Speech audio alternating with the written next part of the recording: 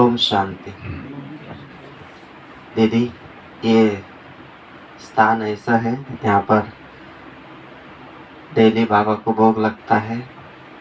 और जब कोरोना काल चल रहा था, उस समय हम सब भाई बहनों के लिए और जो भी सीनियर है यहाँ पर, उन लोगों के लिए भी कोरोना का असर पड़ने नहीं दिया, क्योंकि ये पीपल पेड़ और ये सुंदर कुटिया, वहाँ पर सुंदर कुटिया हम सबको कोरोना से बचा के रखा है।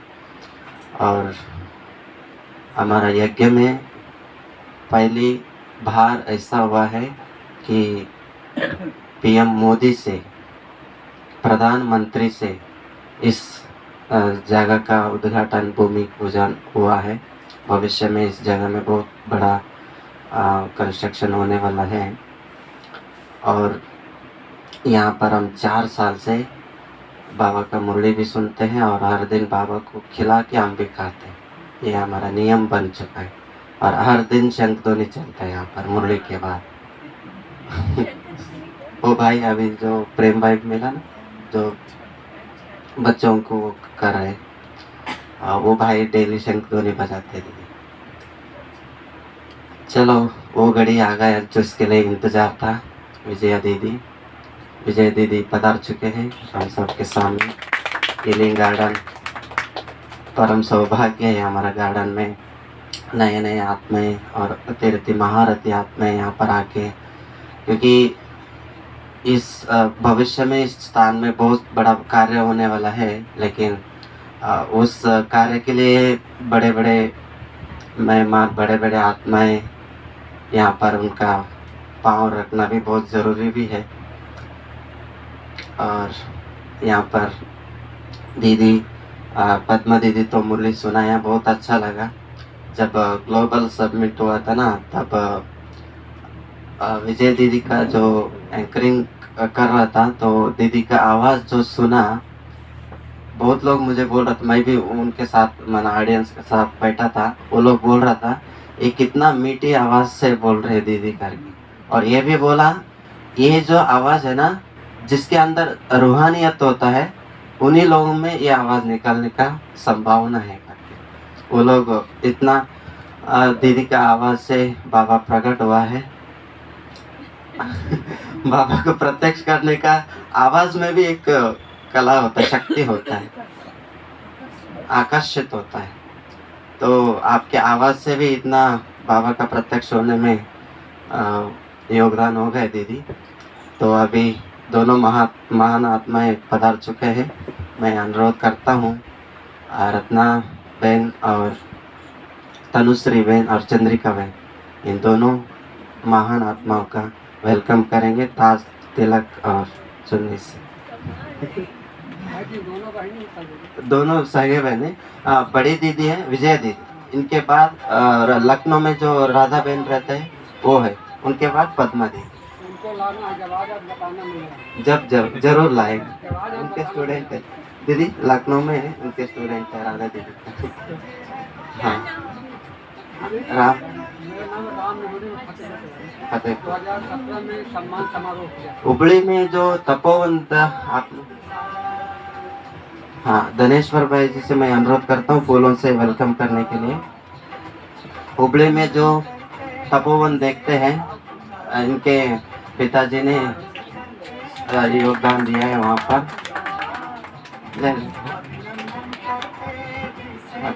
बहन आप भी आओ, आओ। राजा प्रताप नगर से जो भाई है दोनों, आप भी आओ, आपका भी वेलकम, वेलकम करेंगे।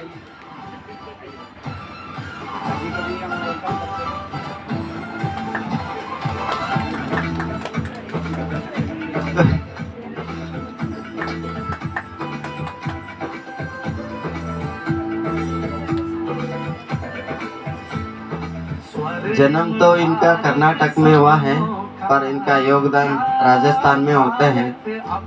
हम सबका परम सौभाग्य है उस धरनी में जन्म होते भी इस धरनी में अपना भाषा, अपना संस्कृति, संस्कार सब चेंज करके यहाँ पर योगदान देते हैं ना, ये भी एक वंडरफुल आत्माएं हैं।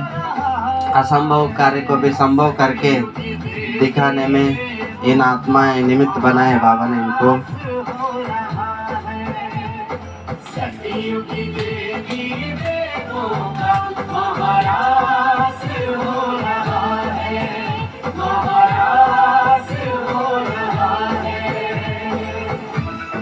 ये चंद्रिका दीदी है, दीदी बच्चों को पढ़ाते हैं वहाँ पर नर्सिंग कॉलेज में।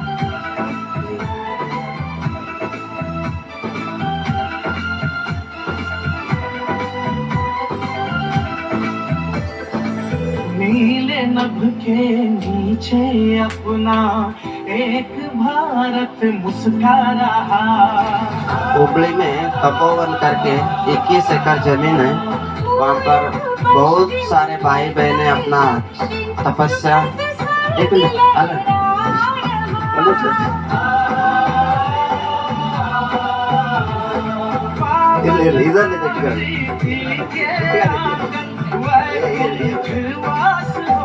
बाद में ग्रुप फोटो मिलेगा। अभी वो घड़ी आ गए हैं। मैं अनुरोध करता हूँ दीदी यहाँ पर प्रताप नगर में अपना योगदान कैसे चलता है, यहाँ पर सेवा कैसे चलता है, 1 मिनट अपना परिचय भी देंगे और बाद में दीदी यहाँ पर सर्विस क्या चलते हैं वो भी सुनेंगे दीदी के बारे में हम सब।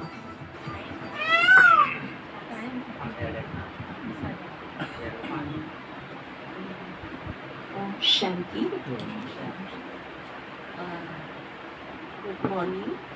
यहाँ आकर के हमको लगा कि ये गुरुकुल में आ गए है ना। और कुटिया, आज बाबा ने कहा ब्रह्मा बाबा कैसे रहते थे। ब्रह्मा बाबा भी कुटिया में रहते थे और बच्चों से मुलाकात कुटिया में ही करते थे, है ना। आपको मालूम है ना, ब्रह्मा बाबा कुटिया में बैठ के मिलते थे। तो एक बार बाबा ने परीक्षा ली थी, कुछ बच्चे आए थे बाबा मिलन में। उस समय लच्छू दादी एक चिड़िया का अंडा लेके आई थी। तो वो देहरादून का ग्रुप था, क्योंकि मैं फर्स्ट दादी ने मुझे ट्रेनिंग के बाद देहरादून भेजा। तो वहाँ सब मैं जब गई थी तो सब मम्मा बाबा की पालना लिए हुए, साकार पालना ली हुई आत्माएं थे, स्टूडेंट। मैं छोटी कन्या और सारे स्टूडेंट्स ऐसे बड़े बड़े होते थे, उम्र वाले होते थे। मम्मा बाबा के पास उन्होंने हमको सुनाया था कि बाबा ऐसे मिलते थे और बाबा हमारे ग्रुप में ही दादी वो लेके आई थी। उन्होंने अपना एक्सपीरियंस जैसे बात किया था, क्योंकि मुझे क्यूरियोसिटी होती थी जो भी पुराने हैं उनसे मम्मा बाबा के साथ का अनुभव सुने। ये जैसे कि एक रुचि, और सभी दादियों से सुना है मैंने, और मम्मा का खास ध्यानी दादी से सुना है, मम्मा का बचपन, मम्मा के बारे में। तो ऐसे ही जब उन माताएं जो भाई थे, कहते हैं ज़्यादा नहीं 8-10 का ग्रुप था, ऐसे कुटिया में मिले थे। तो वो मुझे याद आया कि देखो बाबा आज मुरली में भी बोला, और बाबा कैसे बच्चों से भी वहाँ ही मुलाकात करते थे। आज यहाँ भी आप सभी से मिलने का ये मौका मिला। यहाँ आकर कैसे लग रहा कि बहुत ही सुकून, जैसे बहुत ही जैसे ना मन को एक खुशी, क्योंकि मेरी इच्छा नहीं थी आने की आज एक्चुअली। मैंने कहा था बाद में फिर कभी आऊँगी, क्योंकि कुछ काम है आज हम समेटना है। रिसेप्शन की ड्यूटी दी थी, हमारे भाई बहनें आए हुए हैं, सबको अलग अलग भवनों में सेवाएं दी। अभी वो सब क्लोज करना है, सबको व्यवस्थित सामान वामान लौटाना करना है। मैंने सवेरे सवेरे बोल दिया था वो मेरी बहन को, ये सब करा लो, नहीं तो हमारा ग्रुप जाने वाला है, थोड़ा हेल्प हो जाएगा। तो इसीलिए मैंने सोचा वहाँ मैं जाऊँ, चक्कर लगाऊँ। लेकिन भैया का फिर से फ़ोन आया कि नहीं आप आना है। तो हमने कहा चलो चलते हैं। आते आते मन में यही था वो काम ये काम, लेकिन आने के बाद फिर तो होता है कि नहीं बाबा ने देखो आज बाबा ने जो कुटिया की याद दिलाई और कुटिया में बाबा के बच्चों से मिलने का ये भी एक ड्रामा में नोट करा दिया, साथ साथ एक यादगार हो जाता है। वैसे तो बाद में पता नहीं क्या क्या बनेगा, लेकिन आज आप इस स्थान पर तपस्या करते हैं, मुरली सुनते हैं, यहाँ भगवान को बाबा को जो रोज भोग लगाते हैं, यही स्थान एक दिन बहुत बड़ा बन जाएगा। जैसे हम देखते हैं मानसरोवर बना है ना, वहाँ भी मैं जाया करती थी। मानसरोवर बनने से पहले नदी पे, क्योंकि उस रूट से आते जाते हम थोड़ा सा रुक जाते थे, और वहाँ जो सेवारत थे भाई लोग ही होते थे, बहुत उनके प्रति मुझे बहुत स्नेह होता था। यदि सोचती थी कि देखो सब आराम से कितना अच्छा रहते हैं, ये लोग कहाँ रहते हैं, कैसे रहते हैं, और रात को चोर लोग भी आते हैं करते हैं, लेकिन ये लोगों की तपस्या है। तो सच में उन लोगों ने जो वहाँ दिन रात रह के तपस्या किया, वो सच में एक मान सरोवर बन गया, और वहाँ हमेशा भट्टियाँ चलती हैं, अन्य कार्यक्रम में तपस्या चलती है। तो आप सोचिए कितना अच्छा, जो भी आते हैं सब आके तपस्या करके जाते हैं। और हमको भी एक लक मिला, कोरोना के बाद सबसे फर्स्ट हम ही लोग आए भट्टी करने। मधुबन में भी भट्टी हमारा एक ग्रुप किया, तो जो तब इसमें तब वो क्या मानसरोवर में भी हमारा एक ग्रुप ने भट्टी किया। ये भी एक हमारा भी ड्रामा में मील होता जाता है। तो ऐसे ही आज यहाँ के लिए संकल्प चले कि आप सभी जो भी यहाँ, और खास करके उम्र वाले बच्चे हैं बाबा के हम जीन्स, तो ये त्याग तपस्या, और यहाँ बैठ के आप थोड़ी देर भी जितना भी इस स्थान में ध्यान लगाते हैं, बाबा को याद करते हैं, बाबा को आह्वान करते हैं, वाइब्रेशन फैलाते हैं, वही इतनी सेवा हो जाएगी। हीलिंग गार्डन नाम दिया है, तन को भी मन को भी हील करने वाला स्थान बन जाएगा। आप सब यहाँ के कहते हैं ना, ये फाउंडर फादर है कहते हैं, तो ऐसे आप सभी इस हीलिंग गार्डन के सारे ही फाउंडर आत्माएं हैं। आगे होने वाली सेवाओं के सारे आप शेयर होल्डर हैं। आपको बहुत बहुत शुभकामनाएं, और रमेश भाई को भी बहुत बहुत शुभकामनाएं। उन्होंने हमें ये चांस दिया। ओम शांति।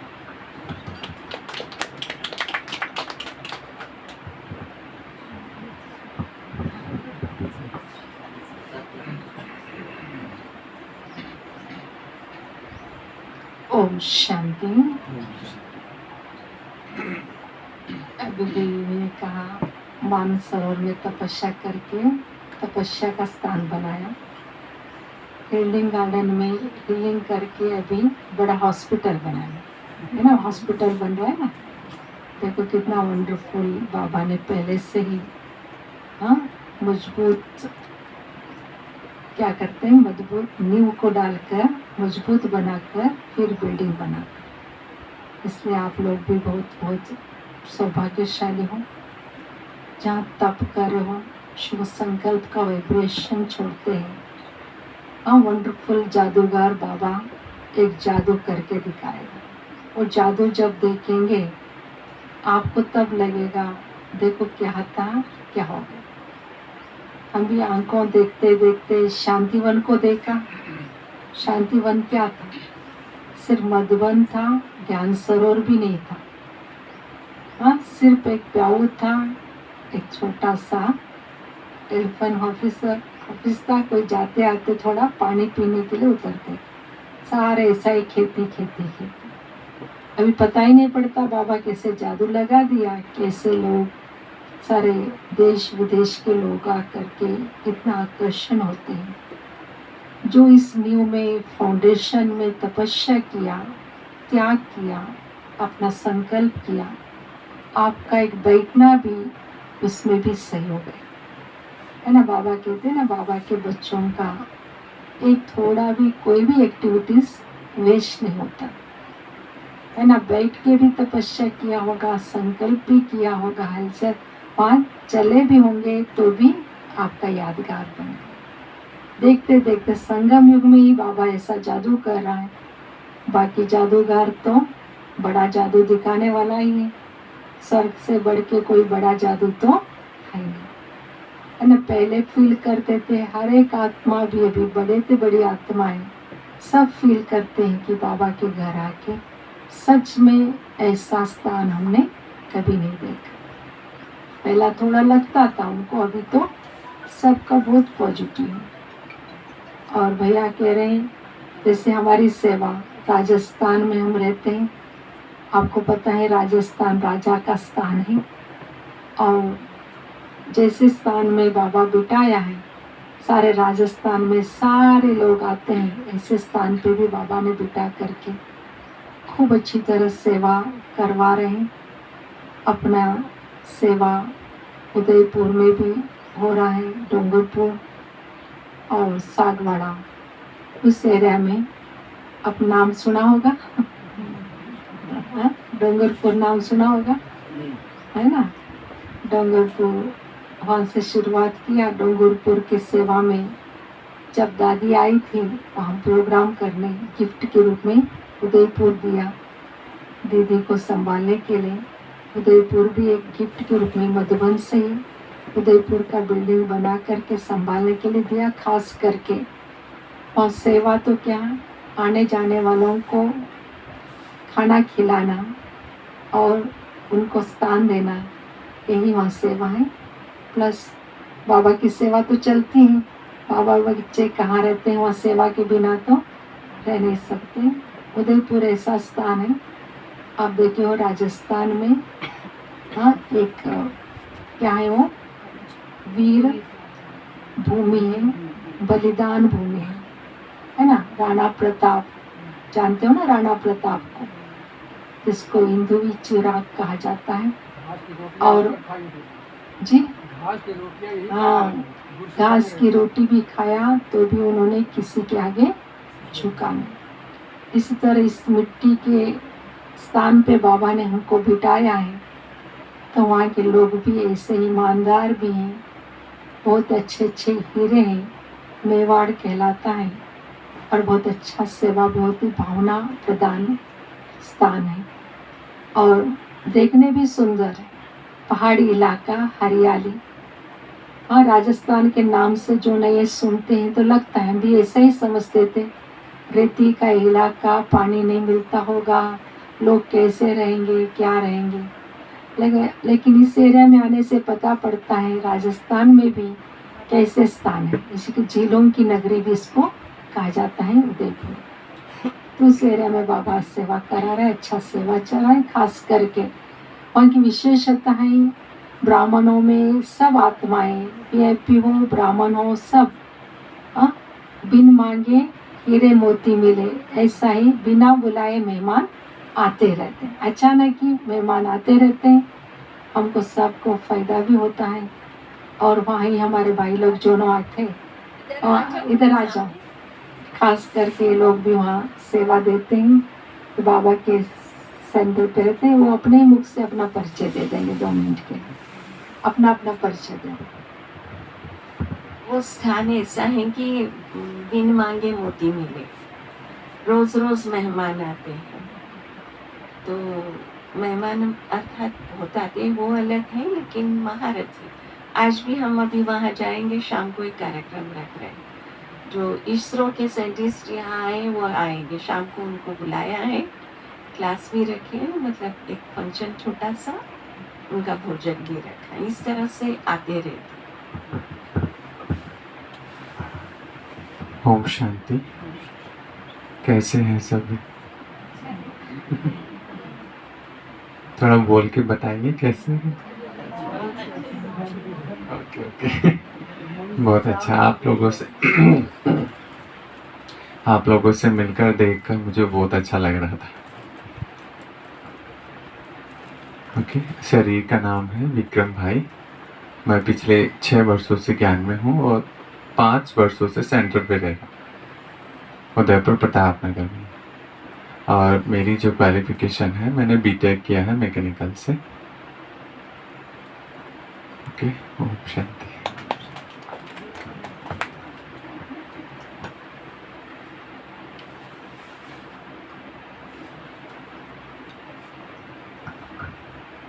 ओम शांति। शरीर का नाम गौरव है।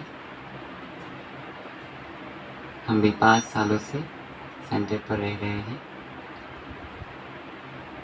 पढ़ाई कर रहे थे तो दीदी से छुट्टी ली कि दीदी सेंटर पर रहना है, तो दीदी ने एक ही बार में छुट्टी दे दी और दीदी ने रख लिया सेंटर पे।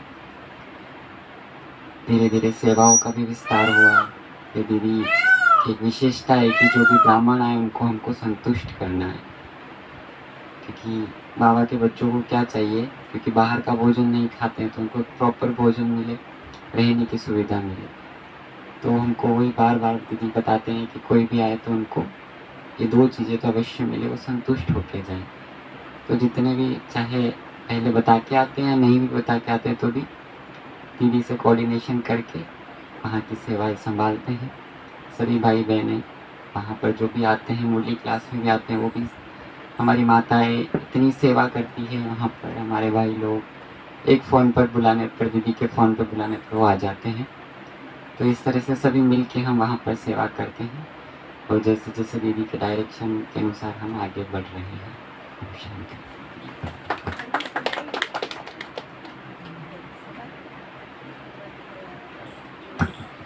उदयपुर का एक्चुअली वहाँ ऑलरेडी सेंटर है। वहाँ की बहनों ने कहा हम नहीं खिलाना करना काम नहीं करेंगे, तो जरूरी था यज्ञ को, आवश्यकता थी, तो यज्ञ ने इस बात को मान के किया। तो दादी ने जिम्मेवारी दी थी। हमारे पास हैंड्स नहीं होते हैं क्योंकि सहज रूप से ये बहुत भाग्यशाली हैं कुमार, और एक कुमार पीछे संभाल रहे हैं। कुमार और राजस्थान में निकलना आसान नहीं है ना। कोई आप में से राजस्थानी हो तो वो जानते हैं, ज्ञान में बहुत अच्छे से चलते हैं, लेकिन अपने बच्चों को फोर्स करके इस रास्ते पे चलाने वाले माँ बाप नहीं होते हैं। लेकिन ये लोग बहुत ही, क्योंकि वो पद्मा बहन ने कहा ना कि वो राणा प्रताप की भूमि है और यही तो वो लोग हैं, और तो कौन है ना। कि इन्होंने ऐसे राज्य किया तभी तो आज ये भी जिम्मेवारी संभाली है। तो बहुत ही युक्ति से बाबा के घर, ये सर्विस के बहाने बाबा के घर रह के, पढ़ाई के बहाने, और एक भाई है तो उसके दोनों भाई बाबा के अच्छे बच्चे हैं, तो इस कारण से उसको सपोर्ट मिला। ये तीनों भाई वहाँ बहुत अच्छे से संभालते हैं। बहनें भी हैं, क्योंकि टाइम बे टाइम आना होता है, उनको खिलाना करना, रखाना, रहने के बाद वो कमरों को व्यवस्थित रखना करना बहुत काम होता है। आपको अनुभव होगा, माताओं को घर में कोई आते हैं मेहमान, 8 दिन अगर रह के जाएं तो क्या हाल हो जाता है। तो हमको इतना, क्योंकि हैंड्स नहीं है ज़्यादा, हमारी तो इच्छा होती खूब अच्छे से खिलाएंगे करेंगे। मकान भी बहुत बड़ा नहीं है, क्योंकि बनने के बाद, स्थान लेने के बाद हमको जिम्मेवारी दी, पहले नहीं दी। उससे बड़ा एरिया तो डूंगरपुर और सागवाड़ा का है। ये जो प्लेस है एरिया, वो हमारा वहाँ और ज़्यादा बड़ा छोटे से स्थान में बनाया गया है। लेकिन फिर भी हम लोग कहते हैं कोई अच्छा नहीं, जो भी आएंगे आके रह के जाए। अभी मेरे पास ऑलरेडी बहुत सारी लिस्ट है, रात को भी जो फ़ोन आया उसका भी रिस्पॉन्ड नहीं दिया, क्योंकि हम देख करके सेट करके जवाब देते हैं। खाने को तो दे देंगे, लेकिन ठहराने के लिए थोड़ा सा, ऑलरेडी कोई है तो दूसरों को देना मुश्किल होता है इस तरह से। ठीक है, ये लोग, इसीलिए मैं तो कहती हूँ दोनों को एक बार ताली तो जरूर बजानी चाहिए। एक कुमार राजस्थान के, राजस्थान में निकलना नहीं है ना, खाने से हीरा निकालने के बराबर। ये भी राजस्थान की कुमारी, कुमारियाँ भी आसानी से नहीं निकलती हैं। ये भी 2 शब्द सुनाएगी। अपना छोटी बच्ची थी तब से ही बाबा के घर से जुड़ी है, बाबा के घर में रहती है, रहते हुए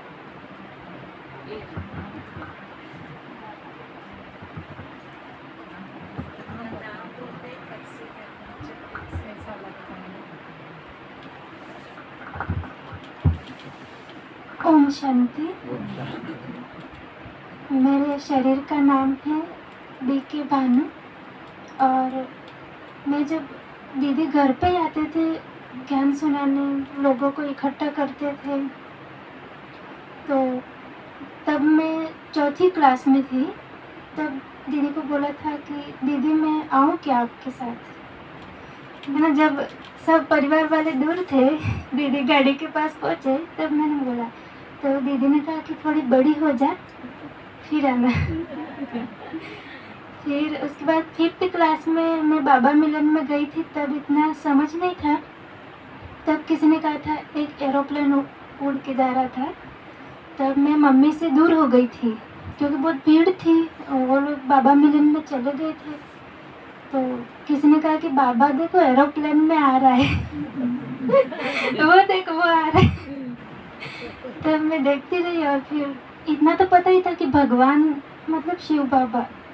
बचपन से बाबा का ही फोटो देखा, भक्ति वगैरह तो किया नहीं है। तो उसके बाद 6th क्लास में आई और दीदी का फ़ोन आया कि अभी आ सकती है। उसके बाद फिर से आना जाना वगैरह होता है। तब से जुड़ी हुई हूँ सेंटर से और थैंक्स करती हूँ कि दीदी ने इतना प्यार और पालना दिया है ना। नहीं, उस डांट में भी बहुत प्यार है क्योंकि माँ तो माँ होती है। अच्छा, ओम शांति।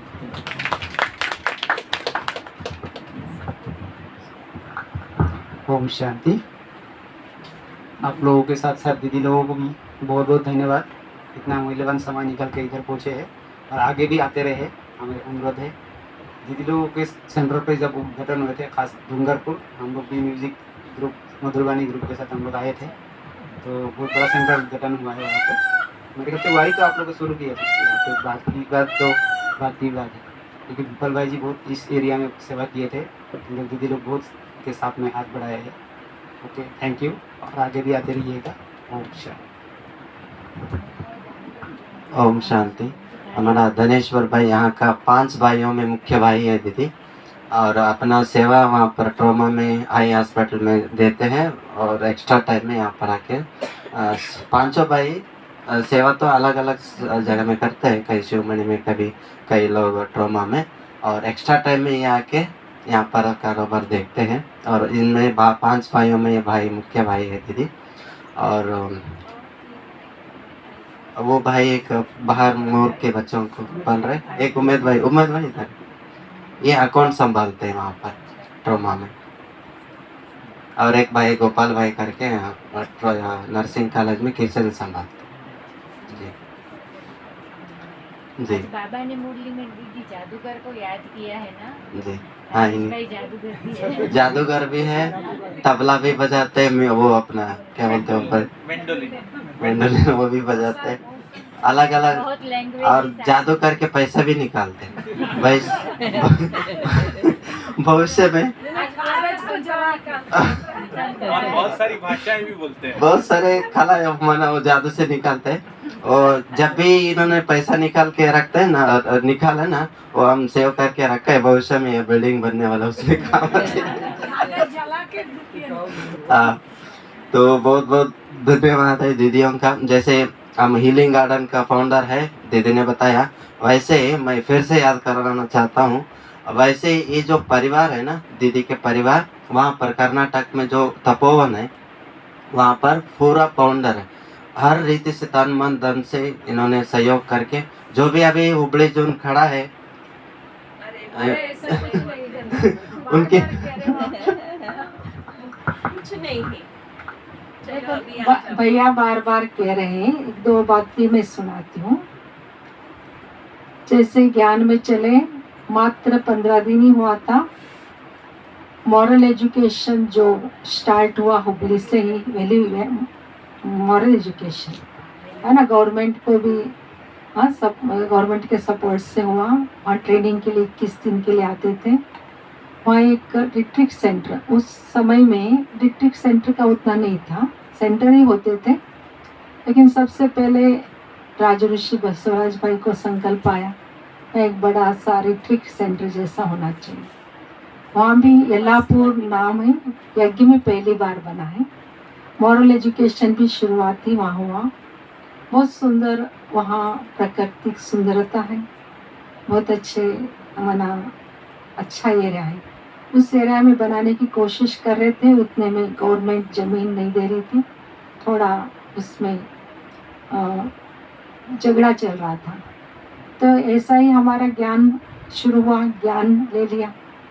अपने पिताजी डॉक्टर थे, तो एक माना हुआ डॉक्टर होने के कारण, बड़ा परिवार होने के कारण उन्होंने एक वीआईपी के रूप में बुलाया था। भट्टी चल रही, डॉक्टर साहब आप फैमिली को लेके भट्टी करने आना। तो मात्र 15 दिन ही हुआ, तो भट्टी करने देखने के लिए गए, वीआईपी के रूप में बुलाया था। तो देखा, सब कुछ किया। ऐसे बातों में उनके बात चल रही थी ज़मीन के बारे में। पापा ने पूछा ज़मीन के बारे में क्या बात हो रही है? वो तो कौरव गवर्नमेंट है, थोड़ा सा तंग कर रहे हैं, हमको ज़मीन चाहिए था।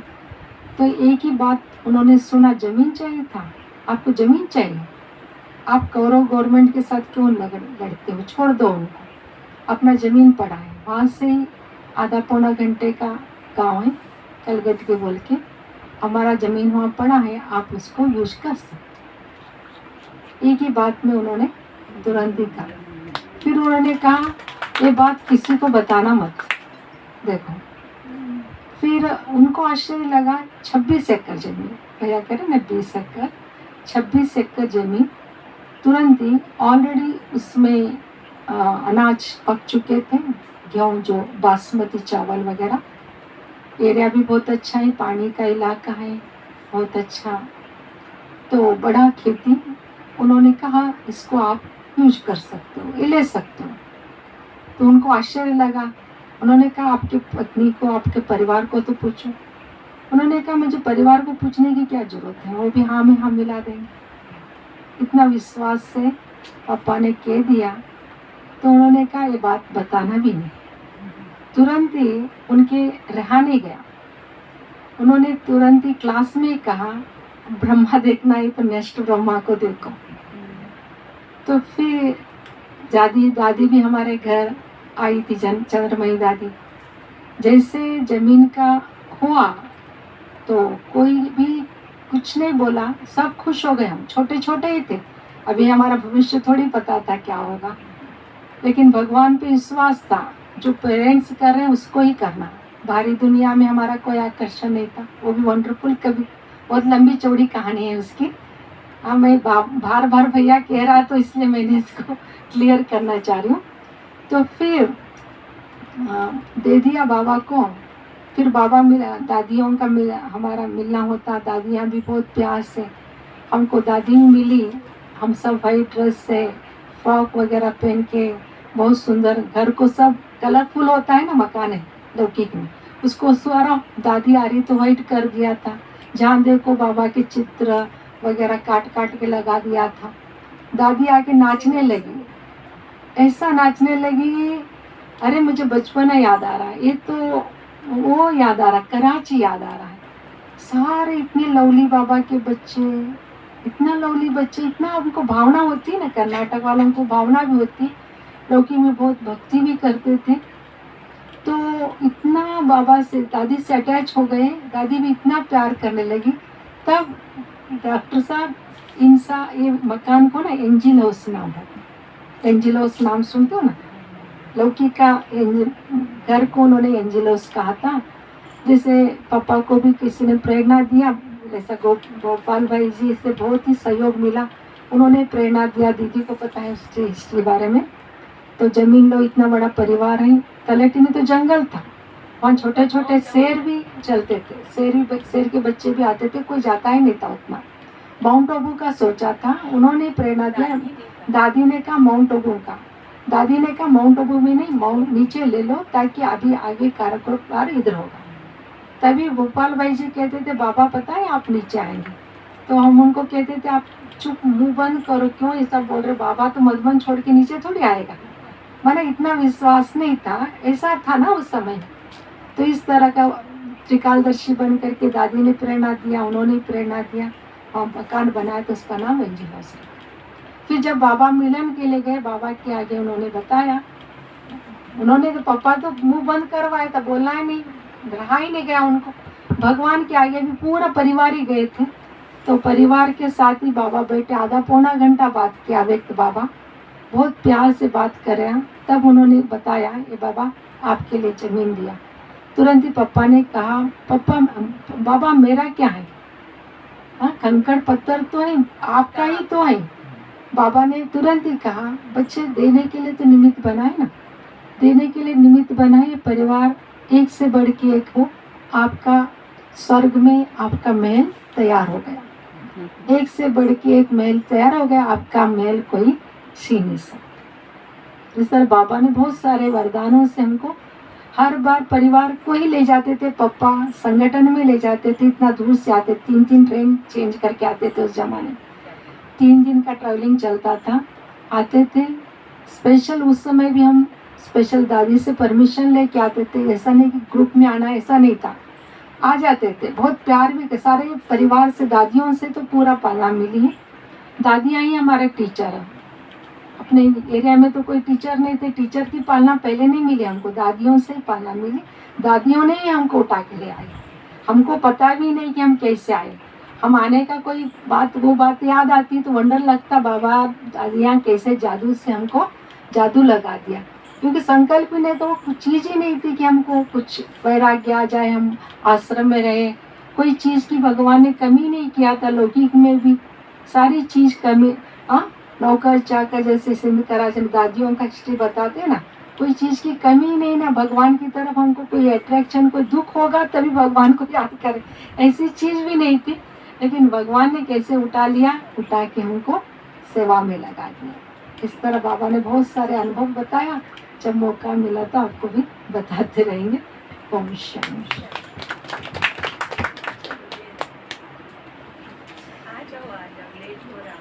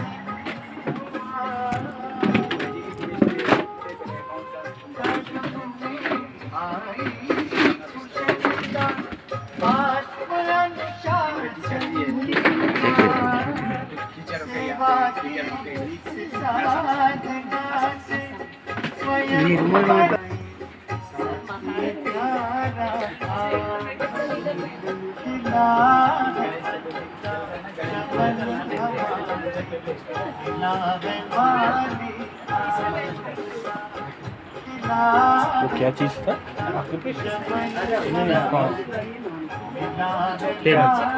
होल्डिंग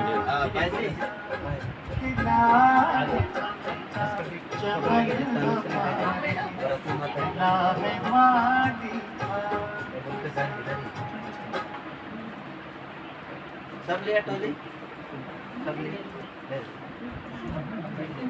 शिवमणि में रहते हैं। बहुत सही होगी।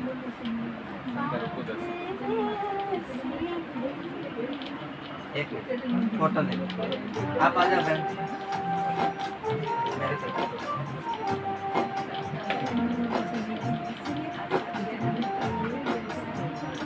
मेरे दिल में बात दिल से, मेरे दिल में बात दिल से। एक बाबा मेरा दूसरा ना कोई, दूसरा ना कोई। मेरे दिल में बात दिल से कही।